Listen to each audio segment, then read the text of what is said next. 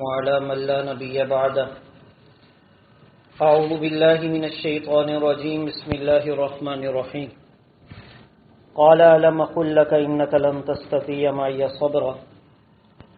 قابل احترام معزز سامعین،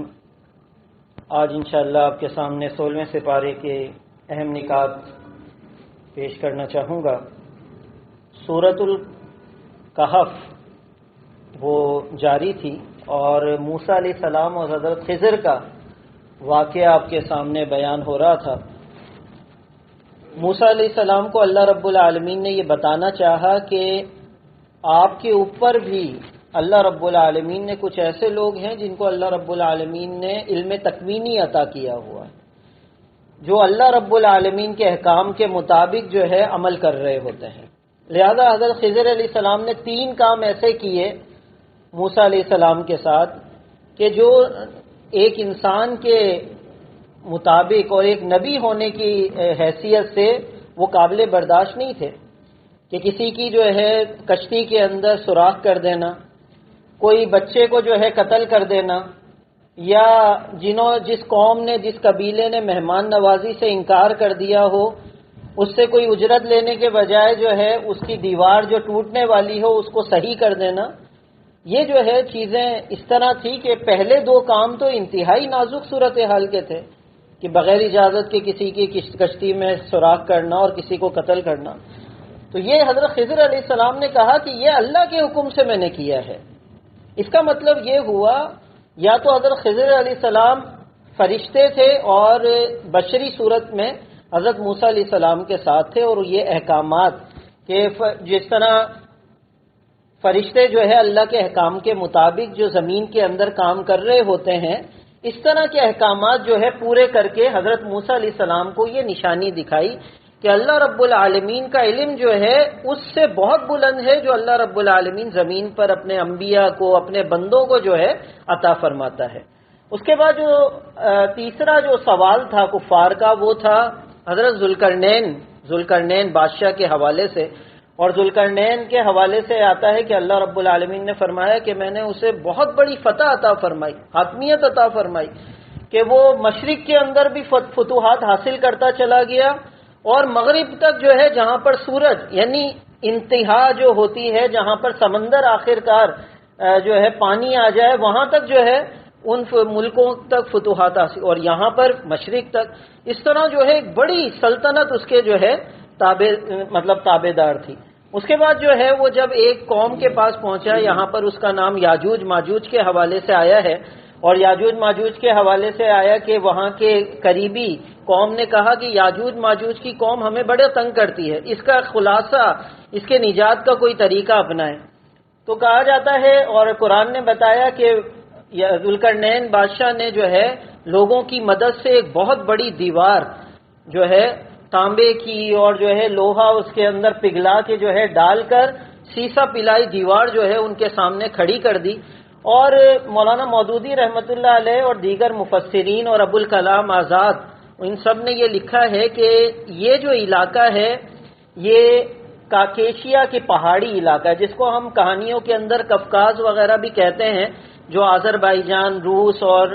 شمالی ترکی اور جو یورپ اور ایشیا کے ساتھ پہاڑی سلسلہ جو آپس میں مل رہا ہے، اس علاقے کے لیے کہا جاتا ہے کہ اس کی طرف جو ہے جو یہ پہاڑی سلسلہ تھا اور یہاں پر جو ہے وہ دیوار بنائی گئی، اور یہاں پہ وہ یاجوج ماجوج کی قوم تھی۔ اللہ نے فرمایا کل قیامت کا دن جب آئے گا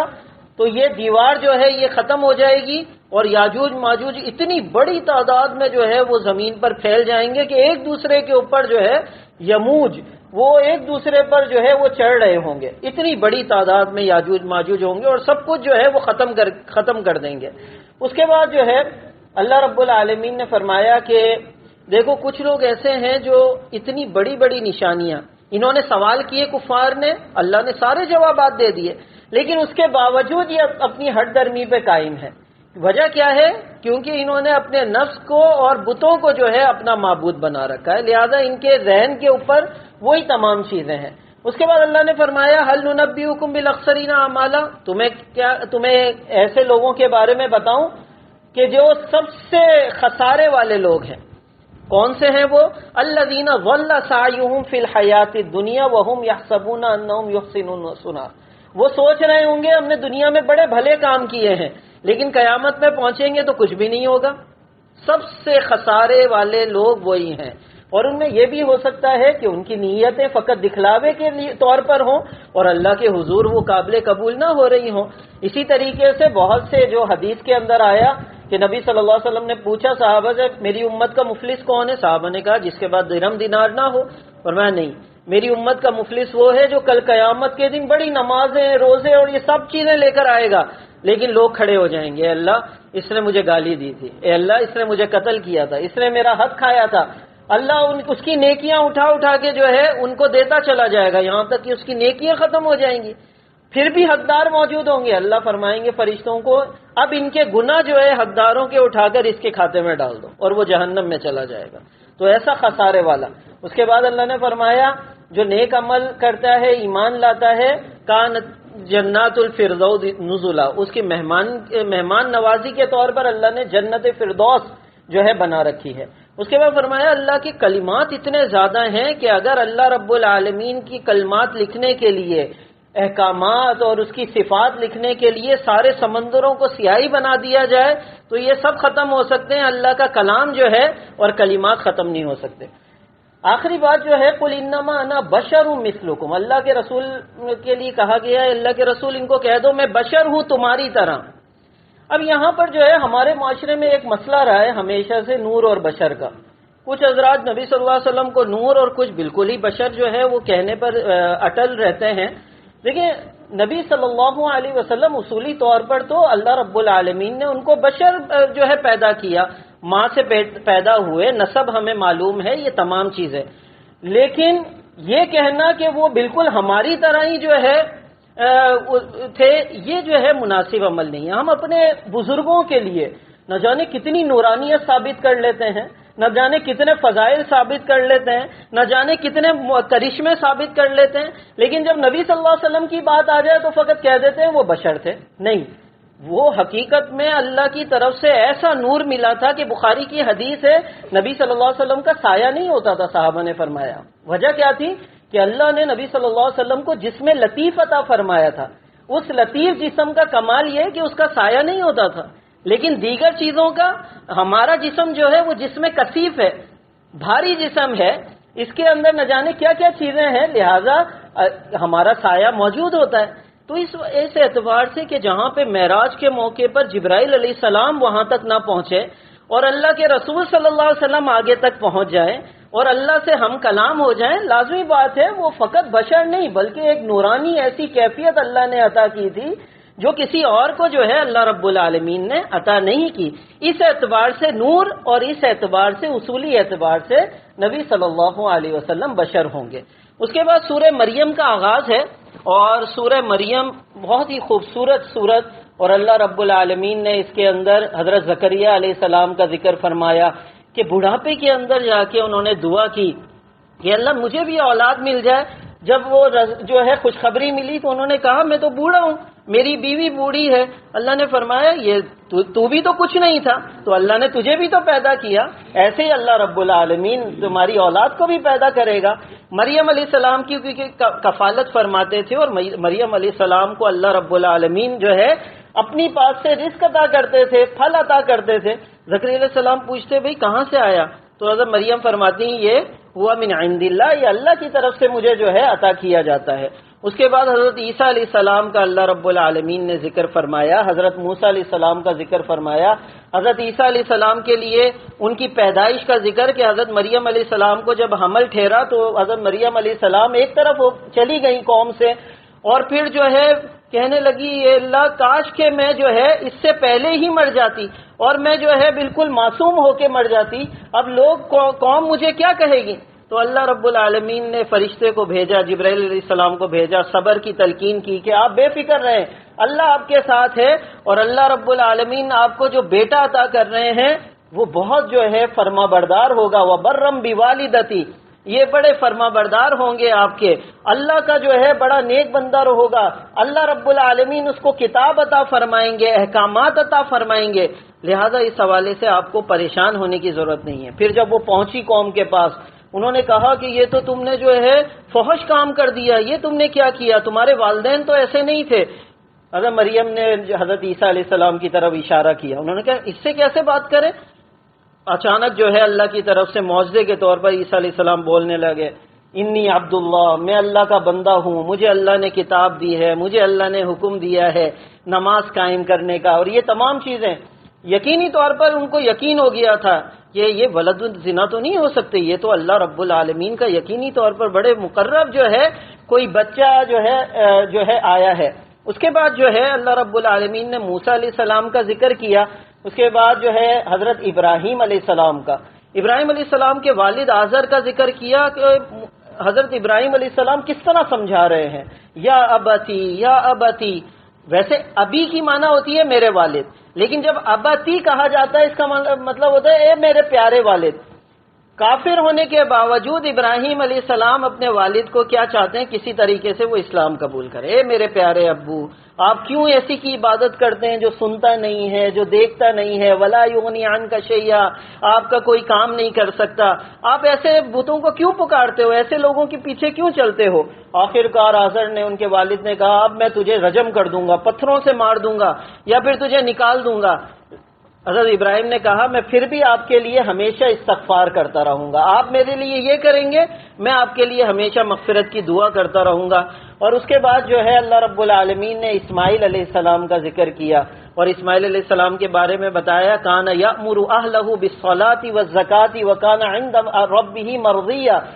اپنے اہل والوں کو، اپنے خاندان کو، اپنے گھر والوں کو وہ نماز اور زکوٰۃ کا حکم دیا کرتے تھے، اللہ کو بڑے پسندیدہ تھے اسماعیل علیہ السلام۔ حضرت ادریس علیہ السلام کا اللہ رب العالمین نے ذکر فرمایا۔ اس کے بعد جو ہے سورہ طٰہٰ ہے، اور سورہ طٰہٰ کے اندر شروع میں ہی اللہ رب العالمین نے فرمایا طٰہٰ ما انزلنا علیک القرآن لتشقی، اللہ نے آپ کو پریشان کرنے کے لیے یا مشقت میں ڈالنے کے لیے قرآن نازل نہیں کیا، بلکہ یہ تو جو ڈرنے والے لوگ ہیں، اللہ سے ڈرنا چاہتے ہیں، ان کے لیے یہ نصیحت کے طور پر قرآن نازل ہوا ہے۔ اس کے بعد اللہ رب العالمین نے موسیٰ علیہ السلام کا ذکر فرمایا۔ موسیٰ علیہ السلام کا پورا قصہ اس کے اندر موجود ہے کہ کس طریقے سے جب وہ مدین سے واپس آ رہے تھے، شعیب علیہ السلام کے پاس سے ان کی بیٹی سے نکاح کرنے کے بعد تو ان کو جو ہے آگ دکھائی دی، پھر وہ گئے آگ لینے کے لیے، وہاں پر اللہ رب العالمین نے پکارا، اور پھر پکارا کہ تمہارے ہاتھ میں کیا ہے؟ کہا کہ یہ تو میرے پاس جو ہے لاٹھی ہے، میں اس سے جو ہے دیگر کام بھی کرتا ہوں، بکریاں بھی چراتا ہوں۔ اللہ نے فرمایا اس کو پھینکو، پھینکا تو وہ اژدہا بن گئی، ہاتھ جو ہے بغل میں ڈالا تو وہ روشن ہو گیا۔ یہ معجزے دے کر موسیٰ علیہ السلام کو فرمایا اب تو فرعون کے پاس جا اور کہو، اس کو بڑے آرام سے بہت محبت کے ساتھ تلقین کرو تاکہ وہ کیا حاصل کر لے؟ تزکیہ حاصل کر لے، اللہ کا بندہ بن جائے۔ اس کے بعد جو ہے موسیٰ علیہ السلام نے کہا اے اللہ رب اشرح لی صدری ویسر لی امری واحلل عقدۃ من لسانی یفقہوا قولی، اے اللہ میری زبان میں تھوڑی اٹکن ہے، لہذا میرے سینے کو کھول دے اور میرے معاملات کو آسان کر دے، میری زبان کو اے اللہ واحلل عقدۃ من لسانی، میری زبان کو ٹھیک کر دے، وجعل لی وزیرا من اہلی، میرے گھر میں سے ہی کسی کو جو ہے میرا ساتھ بنا دے، اور وہ کون؟ ہارون اخی، میرے ساتھ جو ہے میرے بھائی کو میرا جو ہے دستے بازو بنا دے۔ اللہ نے کہا تم دونوں جاؤ اور تم دونوں یہ تبلیغ کا کام کرو۔ اس کے بعد وہ پہنچے، اللہ رب العالمین نے موسیٰ علیہ السلام کو کہا ڈرنا نہیں اس حوالے سے، جب وہ جاؤ تو موسیٰ علیہ السلام نے کہا وہ تو مجھے قتل کر سکتے ہیں، میں نے ان کا بھی قتل کیا تھا۔ کہا کہ ڈرو نہیں، میں تمہارے ساتھ ہوں، میں تمہاری ایک ایک بات سن رہا ہوں، میں تمہارا ایک ایک عمل دیکھ رہا ہوں۔ اس کے بعد جو ہے پہنچے اور موسیٰ علیہ السلام کو اللہ نے یاد دلایا دیکھو تب بھی تو میں نے تمہیں بچایا تھا جب یہ پوری قوم جو ہے بچوں کو قتل کر رہی تھی، لیکن تمہاری والدہ نے جو ہے ایک صندوق میں بند کر کے تمہیں دریا کے اندر جو ہے ڈال دیا، تمہاری بہن جو ہے پیچھے پیچھے چل رہی تھی، اور آخر کار جو ہے فرعون کے گھر والوں نے جو ہے آپ کو اٹھا لیا، اور فرعون کے گھر میں اللہ رب العالمین نے پرورش فرمائی، یعنی جو دشمن تھا سب سے بڑا اسی کے گھر میں پرورش ہوئی، اور دودھ بھی کس کا پیا؟ والدہ کا، اپنی والدہ کا، سب کا جو ہے انکار کر دیا۔ آخر کار بہن نے ان کو کہا کہ ایک عورت ہے اس کا بتاؤں، اور اپنی والدہ کو لے کر آئی اور ان کا دودھ جو ہے موسیٰ علیہ السلام نے پی لیا۔ تو اللہ فرما رہے ہیں یہ دیکھو احسانات دیکھو، اسی طریقے سے اب میں تمہیں بچاؤں گا۔ یہ حقیقت میں نبی مہربان صلی اللہ علیہ وسلم کو تسلی تھی کہ اس پورے حالات کے اندر، مکے کے حالات میں، کہ 16-17 خود کا جو ہے یہ جو قاتلانہ حملے جو مشرکین مکہ نبی صلی اللہ علیہ وسلم پہ کر چکے تھے، اللہ فرما رہے ہیں جس طرح موسیٰ علیہ السلام کی حفاظت کی، آج میں تمہاری حفاظت کروں گا۔ جادوگروں کا جو ہے معاملہ سامنے آیا کہ جادوگر جو ہے کس طریقے سے سجدہ ریز ہو گئے جو ہے یہ پورا معجزہ دیکھ کر، اور کہا فَقْضِ مَا أَنْتَ قَاضٍ، اے فرعون تو ڈراتا ہے سزا سے، اب جو تجھے فیصلہ کرنا ہے وہ فیصلہ کر لے۔ انما تقضی هذه الحیات الدنیا، تو دنیا میں فیصلہ کرے گا۔ حقیقت میں ہمارے لیے تو جنتیں اللہ رب العالمین نے بنائی ہوئی ہیں۔ اس کے بعد جو ہے اللہ رب العالمین نے نبی مہربان صلی اللہ علیہ وسلم کو بتایا کہ دیکھو آدم علیہ السلام کو اللہ رب العالمین نے فضیلت عطا فرمائی ہے، اور اس کے بعد فرمایا کہ دیکھو یہ آدم علیہ السلام کو اللہ رب العالمین نے فرمایا کہ زمین پر جاؤ، جب فَإِمَّا يَأْتِيَنَّكُم مِّنِّي هُدًى فَمَن تَبِعَ هُدَايَ فَلَا يَضِلُّ وَلَا يَشْقَىٰ۔ دو علم اللہ رب العالمین نے عطا کیے، ایک تو سارے علوم سب کو عطا ہوئے ہیں، علم آدم الاسماء کلھا، چاہے وہ غیر مسلم ہو یا مسلمان ہو، سائنس کوئی بھی حاصل کر سکتا ہے، چاند پہ کوئی بھی چلا جائے، لیکن دوسری ہدایت، دوسرا علم کیا ہے؟ فَإِمَّا يَأْتِيَنَّكُم مِّنِّي هُدًى، ایک ہدایت کا علم ہے جو وحی کا علم ہے، وہ جب تمہارے پاس آ جائے تو پھر جو اس کی پیروی کرے گا فلا یضل ولا یشقی، وہ کبھی بھی جو ہے نہ دنیا کے اندر بدبخت ہوگا نہ آخرت میں جو ہے ناکام ہوگا۔ ومن اعرض عن ذکری، اور جو اس ذکر کو چھوڑ دے گا، قرآن کو چھوڑ دے گا، اللہ کی یاد کو چھوڑ دے گا، فإن له معیشۃ ضنکا، اس کے لیے سخت جو ہے رزق کا معاملہ ہو جائے گا، تنگ ہو جائے گا رزق۔ وَنَحْشُرُهُ يَوْمَ الْقِيَامَةِ أَعْمَىٰ، اس کو کل قیامت کے دن اللہ رب العالمین اندھا کر کے اٹھائیں گے۔ وہ کہے گا اے اللہ میں تو دنیا میں دیکھتا تھا، آپ نے مجھے اندھا کیوں کر دیا؟ اللہ فرمائیں گے كَذَٰلِكَ أَتَتْكَ آيَاتُنَا، اسی طرح تیرے پاس میری آیتیں آئی تھیں، فَنَسِيتَهَا، تو نے اس کو اگنور کر دیا، نظر انداز کر دیا، جیسے تجھے معلوم ہی نہیں تھا۔ وَكَذَٰلِكَ الْيَوْمَ تُنسَىٰ، اور آج قیامت کے دن آج ہم تجھے بھلا رہے ہیں۔ اور اسی طرح اللہ نے فرمایا وَأْمُرْ أَهْلَكَ بِالصَّلَاةِ وَاصْطَبِرْ عَلَيْهَا، دیکھو اپنے گھر والوں کو نماز کا حکم کیا کرو اور اس پر جو ہے استقامت اختیار کر لو۔ اللہ سے دعا ہے کہ اللہ رب العالمین ان صورتوں کے اندر جو مضامین ہیں اس کے ذریعے ہمارے دلوں کو نور عطا فرمائے اور عمل کی توفیق عطا فرمائے۔ وآخر دعوانا ان الحمدللہ۔